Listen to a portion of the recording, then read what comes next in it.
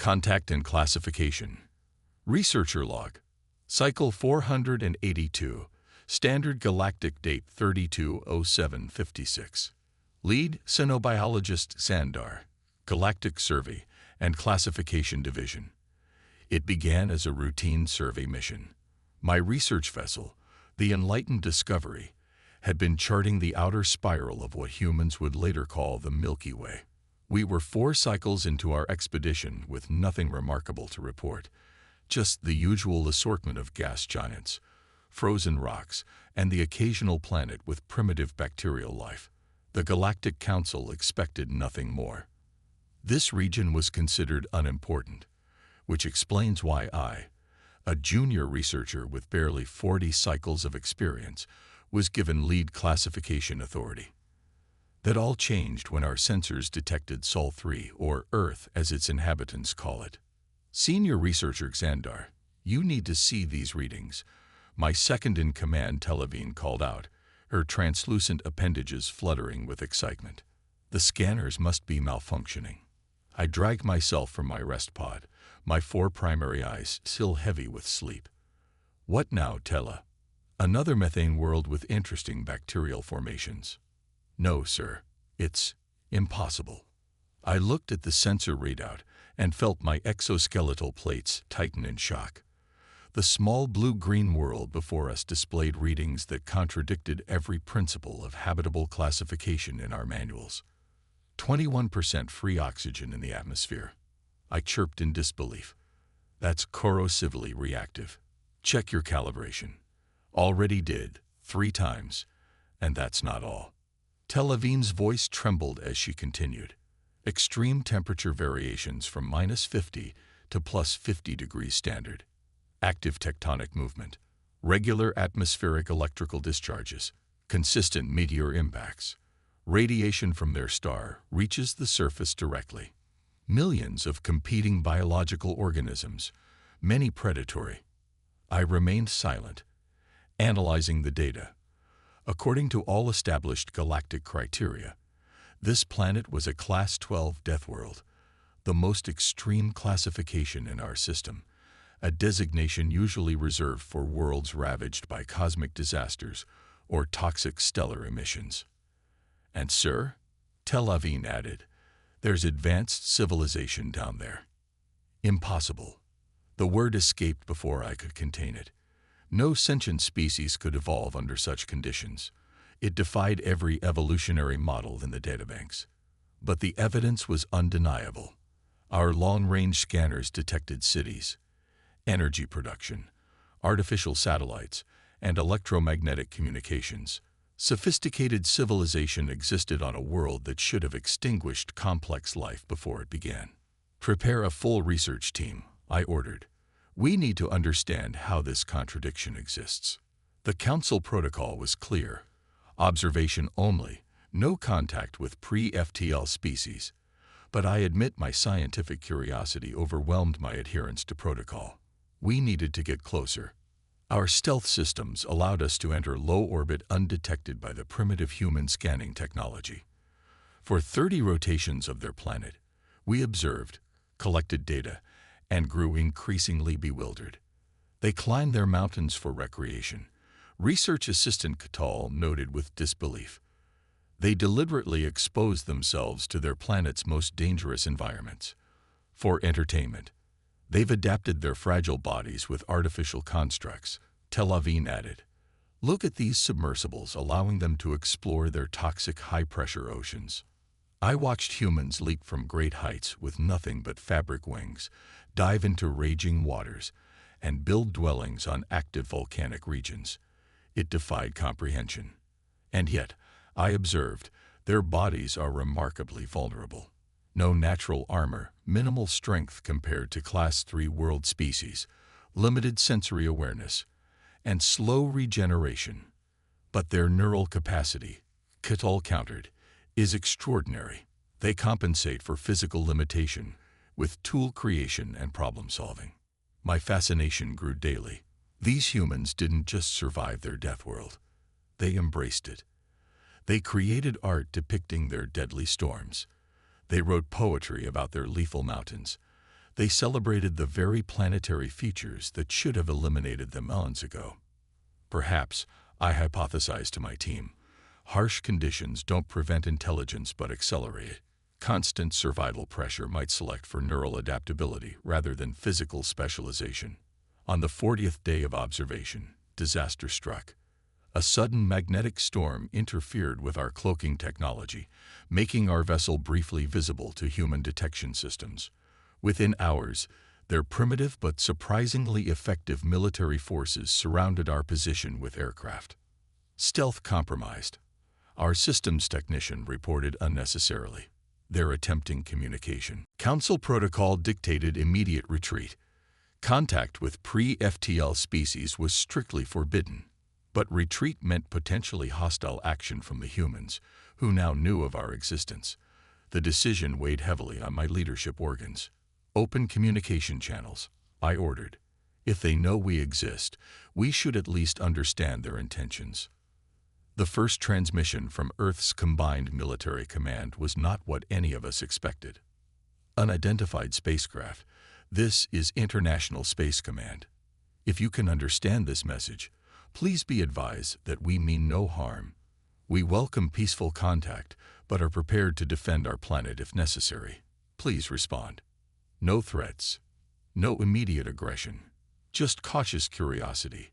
Exactly what I would have offered in their position. The Council would disintegrate my career structures for this breach, but scientific discovery demanded action. I authorized first contact. Our translation systems quickly adapted to their primary languages, and I found myself face-to-face via viewscreen with their Secretary General, a female human named Dr. Elena Martinez. I am Senior Researcher Xandar of the Galactic Survey and Classification Division. I introduced myself, trying to appear less alien by maintaining a calm posture. We apologize for our unauthorized observation. We meant no intrusion. Dr. Martinez's expression conveyed what I would later recognize as measured surprise. We suspected we weren't alone in the universe, but confirmation is significant. May I ask why you've been studying us? Your planet defies our understanding, I admitted. By all our classification standards, your world should be uninhabitable. Yet you not only survived but have built remarkable civilization. We needed to understand how. The human showed her teeth, a gesture I initially misinterpreted as aggression before our cultural systems identified it as smiling. You find Earth hostile? She asked, with what seemed like genuine surprise. Your oxygen levels alone would be considered toxic to most galactic species, I explained. Your gravity, radiation levels, temperature extremes, tectonic activity, microbial diversity, all would classify your world as unsuitable for advanced life. Dr. Martinez's reaction surprised me further. She laughed. And here we've been searching for Goldilocks planets like Earth, assuming our conditions represent the ideal for life.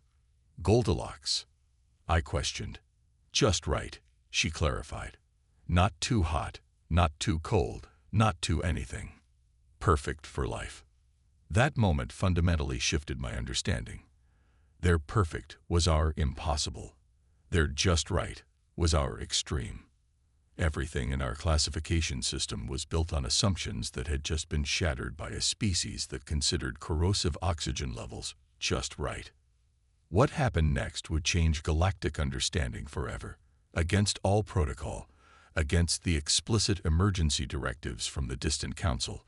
I accepted Dr. Martinez's invitation to establish formal contact procedures. The humans, despite their terrifying adaptability and resilience, showed remarkable restraint and curiosity. They didn't demand our technology or threaten our security. They simply wanted to learn, to understand the cosmos beyond their world. As our delegation prepared to shuttle down to Earth's surface, equipped with environmental suits to protect us from their hostile atmosphere, I recorded what I believed might be my final log entry as a respected researcher. The classification was wrong. Not the data, the interpretation. We've been measuring habitability by our own evolutionary standards. Earth isn't a death world. It's simply different. and difference, I'm beginning to understand, may be the universe's greatest resource. Understanding and reversal. Researcher log. Cycle 493. Standard Galactic date 32/08/12. Former lead xenobiologist Sandar. Acting liaison to Earth Alliance. 11 cycles have passed since first contact with humanity. The Council, predictably, stripped me of my research credentials for protocol violations. Less predictably, they then appointed me as official liaison to the humans, the closest punishment to exile they could devise, while still extracting value from my regrettable expertise with these dangerous Deathworlders. I consider it a promotion. The humans have proven to be extraordinary allies. Their scientific curiosity matches our own, but their approach, adaptive, unconventional, often alarmingly reckless, has accelerated our joint research beyond anything the Council anticipated. We're prepared to test the environmental adaptation suits. Dr. Kimberly Chen, the human scientific lead, informed me today. Your homeworld atmospheric conditions have been perfectly replicated in Chamber 6. This announcement sent waves of discomfort through my auxiliary nervous system. The humans wanted to visit Zarth-Hul, my species' homeworld, classified as a perfect Class 1 habitable environment, the galactic standard for ideal conditions. Dr. Chen, I began carefully. While we appreciate your enthusiasm, Zarth-Hul's conditions would likely be intolerable for human physiology. She displayed that disconcerting teeth-baring expression again. That's what makes it interesting, Xandar. Our preliminary tests show we can adapt to your perfect world with the right equipment, just as you've adapted to our Deathworld with yours. The human scientific teams had developed specialized environmental suits that would allow them to function in Zarth-Hul's low-oxygen, low-gravity, radiation-free, carefully balanced ecosystem. Theoretical models suggested they would survive. But Zarthulian society had never encountered beings evolved in harsh conditions, beings with the resulting psychological resilience and adaptability. I feared the cultural impact more than any biological incompatibility. The Council, surprisingly, approved the exchange. Their reasoning became clear in their encrypted message to me. Exposure to Zarth-Hul's perfection may humble these creatures and correct their aggressive tendencies. I knew better. Nothing about Earth had prepared humans to be humbled by comfort. 3 cycles later, the first human delegation arrived on Zarth-Hul. Their reactions were not what any of us expected. How do you tolerate this? Commander Esteban Rodriguez asked as he removed his helmet inside the specially constructed human embassy. His face showed signs of what humans call discomfort. Tolerate what? I asked, genuinely confused. The stillness, he explained. No weather variations, no temperature fluctuations, no day-night cycle variations. The same perfect conditions. Everywhere. All the time. It's unnerving. Other humans reported similar reactions. They found our precisely maintained atmospheric composition stifling, our carefully regulated ecosystems sterile, our stable tectonic plates eerie. One human scientist described Zarth-Hul as like living in a laboratory rather than a planet. Most concerning, though, was their physical deterioration. Despite their environmental suits and supplements, human bodies began showing signs of stress within weeks. Their muscles weakened in our low gravity. Their immune systems became hyperactive without regular challenges. Their cognitive functions showed subtle but measurable declines without the constant stimulation of unpredictability. Your paradise, Dr. Chen concluded after 2 months of study, would kill us slowly, not through hostility, but through perfection. This revelation shocked the Council, but confirmed my emerging hypothesis. Species evolve optimally, not for comfort, but for their specific evolutionary pressures. Humans needed challenge, variation, even danger to maintain their biological and psychological health. What we considered perfect was, for them, debilitating. Then came the crisis that would reshape our understanding forever. Zarth-Hul, for all its perfection, maintained that state through extensive environmental control systems. when the stellar anomaly appeared, a previously undetected space-time distortion that generated unpredictable energy surges. Our planetary systems began failing. Atmospheric regulators fluctuated. Ecosystem balances destabilized. For the first time in 10,000 cycles, Deathworld faced environmental uncertainty. Our society was unprepared. Panic ensued. The Council, structured for stability rather than crisis management, became paralyzed with indecision. The humans, however, saw the situation differently. "This is Tuesday on Earth," Commander Rodriguez stated when I explained the catastrophic systems failures. "Unpredictability is our specialty." While Zarthulian scientists struggled with theoretical models that couldn't account for the anomaly's chaotic effects, the humans created rapid response teams. They had protocols for situations we had never imagined possible. They understood instinctively how to function when systems failed, how to improvise when plans became irrelevant, how to adapt when conditions changed without warning. When atmospheric processors failed in the southern continental region, human engineers repurposed mining equipment to create temporary air circulation. When wildlife preserves destabilized, releasing predator species from containment, human security teams implemented emergency containment procedures they developed for similar scenarios on Earth. Most impressively, a team led by Dr. Chen identified the anomaly's pattern when our most sophisticated algorithms saw only chaos. "It's not random," she explained, drawing seemingly unrelated data points into a coherent structure. "It's just a complex system you haven't needed to understand before. Earth is full of these patterns. Weather systems, tectonic movements, ocean currents. We evolved to recognize them." Within 40 days, the crisis was contained. The humans had saved a world perfectly designed to kill them through its very perfection. In the aftermath, the Council called an unprecedented special session. For the first time in its history, non-Zarthulians were invited to address the governing body. Dr. Martins and her delegation stood before the Council, still in their environmental suits, still physiologically stressed by our perfect world, and proposed a revolutionary idea. "We suggest a complete revision of the Galactic classification system," she stated calmly. "No world is inherently perfect or deadly. They are simply different evolutionary contexts. What kills one species allows another to thrive. Diversity of conditions creates diversity of adaptations, and that diversity is the true strength of intelligence across the cosmos." The Council's resistance was immediate but ultimately futile. The evidence stood before them. Humans, evolved in conditions we classified as lethal, had saved our world when our perfect evolutionary history left us unable to adapt. One cycle later, the revised classification system was ratified. No longer would planets be rated on an absolute scale from ideal to deadly. Instead, they would be classified by the types of adaptations they encourage, whether physical, technological, social, or cognitive. Earth was reclassified from Class 12 Deathworld to Class A Adaptive Pressure Environment, a designation recognizing that its challenging conditions had produced one of the most flexible, resilient species yet encountered. As I record this final entry as liaison, the Council has finally decided my punishment has been sufficient. I reflect on how thoroughly my understanding has been transformed.